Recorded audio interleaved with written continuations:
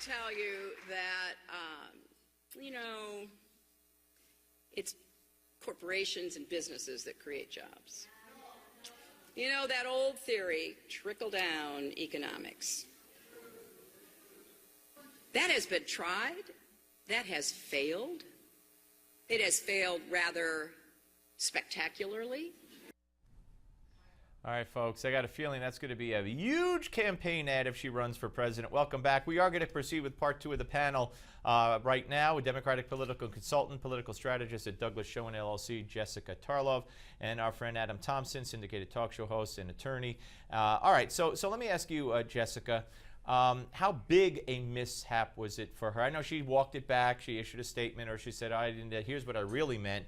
But she was pretty definitive and deliberate, and thought about it. And don't let anybody tell you that businesses, or corporations create jobs. Huh? Who creates jobs then? That's a little bit unclear, and I think that she was right to issue the statement, and we have to take her at her word that she misspoke about it. I mean, she is still crafting her economic platform if she does decide to go forward with her candidacy for president, and I think that in the main scheme of things, this isn't going to matter that much, and that, yes, Republicans will focus on it, but we're talking about one soundbite in the midst of a million. You know what, and I want to get your take on this as well, Jessica, but Adam, Reince Priebus was on and commented on that. We made some news yesterday where he said 2 things. She's not that good at politics because of all the mistakes she's made since the book and been on that book tour, you could tell. And he also said she's in danger of becoming a caricature of Elizabeth Warren. She wants to be Elizabeth Warren.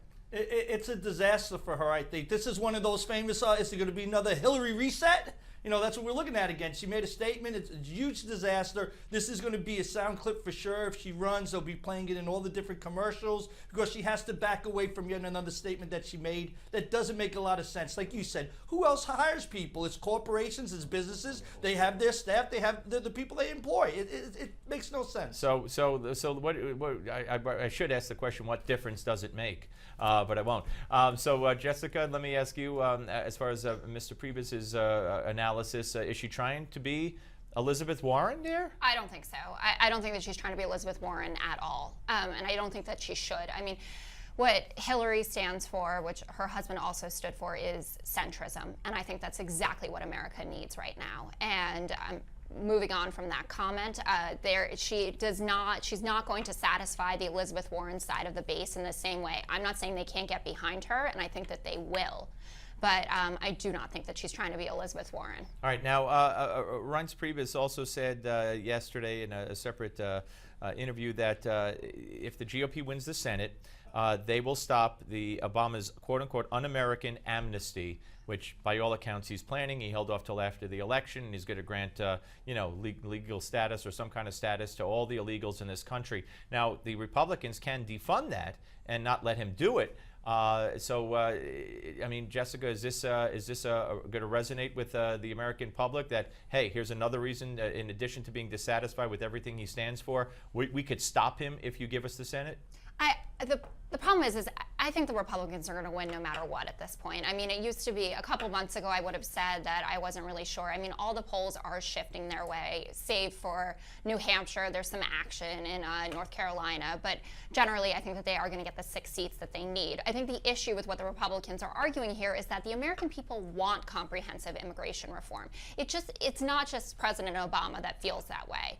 And so I think that they should really take a step back and think about the fact that they can get their border secured if they do give a little to the Democrats of what they want, and we can work out a compromise of some kind, and I think the president would be open to that. But Adam, if Americans want comprehensive immigration reform, then why don't they elect Democratic candidates who are running and supporting comprehensive immigration reform? You're right. That would be the answer, but that's not what the American people want. And I think in any kind of close elections, you're going to see it sway now over to the Republicans because this is a huge speaking point for them. The other big issue with this is it's another power grab by Obama. If we really want comprehensive laws is the key thing, passed in this country, let Congress do it. Let the lawmakers sit down, debate it on the floor. They just want to go on vacation. They want a campaign. They don't want to deal with it. And okay, you say then voters should put the flame to the fire of the people in Congress to do their job. They don't have other options. But it isn't the president to step in and say, I'm going to now make an executive order that'll be so overwhelming on the American people and set a new precedent for this country. Wrong way to do it. Right, Jessica, I mean, the president has to bear some of the burden because even people in his own party say he doesn't talk to them. He has no relationships with even his own party. So he's not a Bill Clinton, he's not an LBJ, he's not in anything. He just doesn't talk to people. Well, he is a something. I mean, he has gotten health care passed, which I with think is going to... With Democratic votes only. Well, I correct you, Steve. He speaks to his caddy. He speaks to his caddy a lot. That's just ridiculous. Don't leave that out. If you had the most stressful job in the world, you might want to go I and do. take a break out. I feel like I do right now, actually. I know. No, good job. Jessica Tarlov and Adam Thompson, I really appreciate you both coming on and sticking around for 2 segments. We'll have you back real soon. Great panel discussion. And we will be back. Hopefully, we'll hook up with Dinesh D'Souza, folks, if we could get a hold of him. But first, we're going to take a look at the governor's race in the state of Texas. With our road to the midterms now, Wendy Davis is way behind, and I don't see a chance for her, but let's learn more. Watch.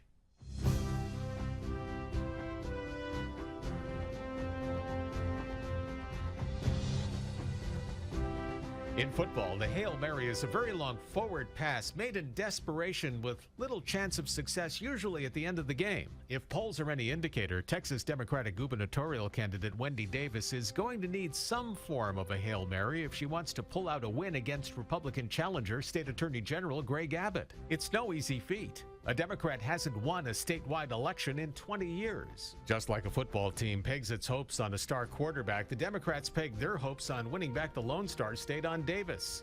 The state senator became a star when she made national headlines last year for filibustering an abortion restriction bill for 11 hours.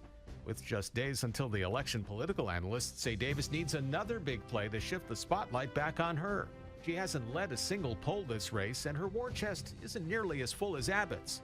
FollowTheMoney.org reports Davis has raised about $4 million to Abbott's $22 million. So what could keep her in the game? The women's vote. A spokesman for the Davis campaign told the Dallas newspaper Abbott is out of touch with women and the issues important to them, citing Abbott's anti-abortion agenda. But Abbott begs to differ. He predicts more women will vote for him because they like his plan for lower taxes and less regulation, especially in a state that is #2 in the nation for women-owned businesses.